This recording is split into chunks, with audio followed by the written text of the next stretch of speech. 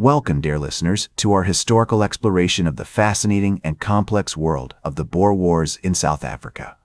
Today, we embark on a journey through time to unravel the intricate tapestry of events that led to one of the most pivotal conflicts in African history. As we delve into the earliest history of the Boer Wars, let us set the stage for the dramatic events that would unfold.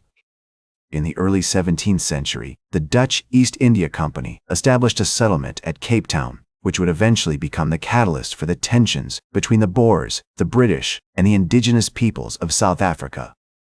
As the Dutch colonization expanded, they encountered various African tribes, including the Khoikhoi and the San, with whom they had complex interactions, ranging from trade to conflict.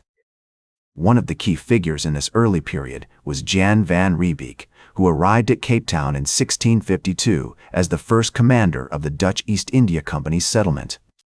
Under his leadership, the Dutch established a series of forts and trading posts, which would eventually become the foundation for the Boer presence in South Africa. The interactions between the Dutch and the indigenous populations were marked by both cooperation and conflict, setting the stage for the complex relationships that would develop over time. As we explore this early history, it becomes clear that the seeds of the Boer Wars were sown in a fertile soil of colonialism, displacement, and cultural clashes. The Great Trek of 1835 to 1840, where thousands of Boers left the British-controlled Cape Colony to establish their own independent republics, marked a significant turning point in the lead-up to the conflicts. This mass migration was driven by the Boers' desire for self-governance, land, and freedom from British rule. The Trek Boers, as they were known, faced numerous challenges as they ventured into the unknown territories of the African interior. They encountered various tribes, including the Zulu, who would later become a major force in the conflicts. The Boers' expansionist policies and their desire for land and resources led to clashes with these tribes, setting the stage for the tumultuous events that would unfold. The stage is set for the introduction of key figures such as Paul Kruger and Cecil Rhodes, who would shape the course of South African history.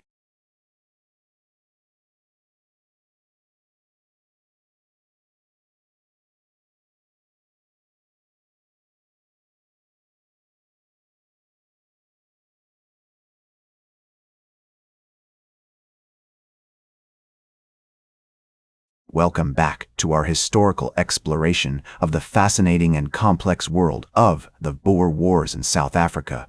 As we transition from the origins of this conflict, we now find ourselves in the midst of a maelstrom of intense fighting, political intrigue, and social upheaval.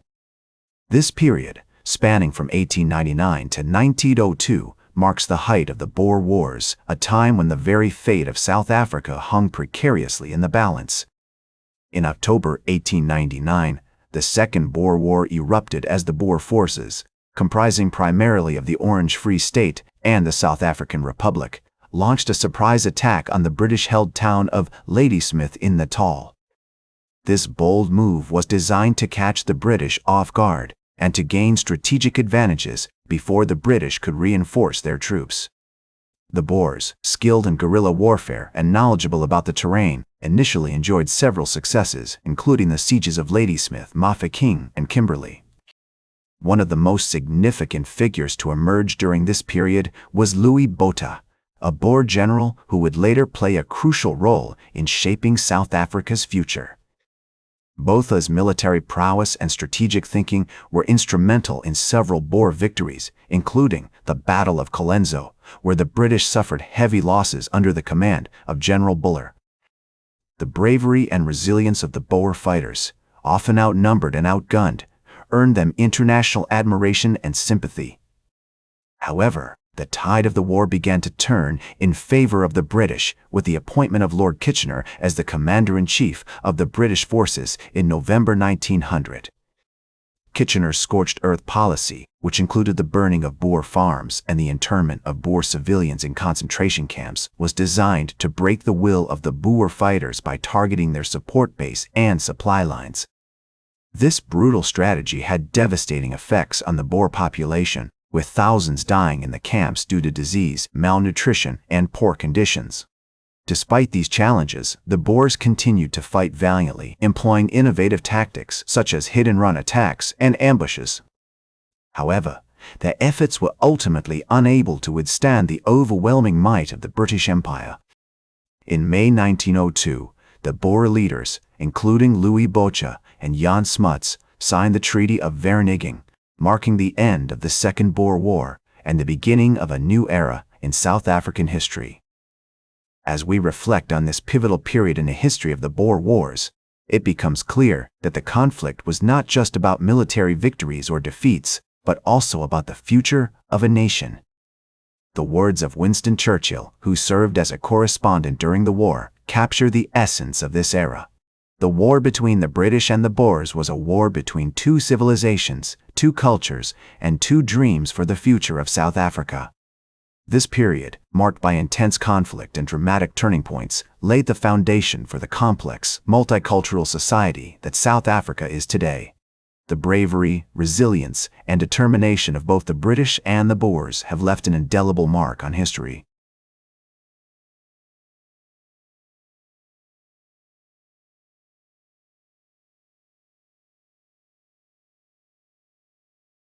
Welcome back to our historical exploration of the fascinating and complex world of the Boer Wars in South Africa. As we transition from the height of the conflict, we now find ourselves in the midst of a period marked by reconstruction, political upheaval, and social change. The Treaty of Vereeniging, signed in May 1902, not only brought an end to the Second Boer War, but also paved the way for the reconstruction of South Africa. The British government, under the leadership of Prime Minister Arthur Balfour, implemented a series of policies aimed at rebuilding and consolidating their control over the region. One of the key measures was the establishment of a unified government for the entire territory, which would eventually become the Union of South Africa in 1910. However, the aftermath of the war also saw significant challenges for the Boer population. Many had lost their homes, livelihoods, and family members during the conflict. The concentration camps, where thousands of Boers had been interned, left deep scars, both physically and emotionally. The British government's efforts to provide compensation and support to those affected were often inadequate, leading to widespread resentment among the Boer community. Despite these challenges, the post-war period also saw the emergence of new political forces in South Africa. The Afrikaner nationalist movement, led by figures such as Jan Smuts and James Hertzog, began to gain momentum, advocating for greater autonomy and self-governance for the Afrikaner people. This movement would eventually play a significant role in shaping the country's future, including the rise of apartheid in the mid-20th century. The legacy of the Boer Wars can also be seen in the country's social and economic development. The war had disrupted the traditional way of life for many South Africans, leading to increased urbanization and migration to the cities. The discovery of gold and other minerals during this period also contributed to rapid industrialization and economic growth, transforming South Africa into a major player on the global stage. As we reflect on the decline and aftermath of the Boer Wars, it becomes clear that this conflict had far-reaching consequences for the people of South Africa. The words of Nelson Mandela, who would later become a key figure in the country's struggle against apartheid, capture the essence of this era. The Boer Wars were a defining moment in our history, shaping the course of our nation and leaving behind a complex legacy that continues to influence our politics, economy, and society today. In conclusion, the Boer Wars were a pivotal moment in South African history, marked by intense conflict, dramatic turning points, and far-reaching consequences. The bravery, resilience, and determination of both the British and the Boers have left an indelible mark on history, serving as a reminder of the complexities and challenges of building a nation. That's all for today's History with Herodotus. Remember to like, share, and subscribe. And, until next time, remember that to understand the present, we must first understand the past.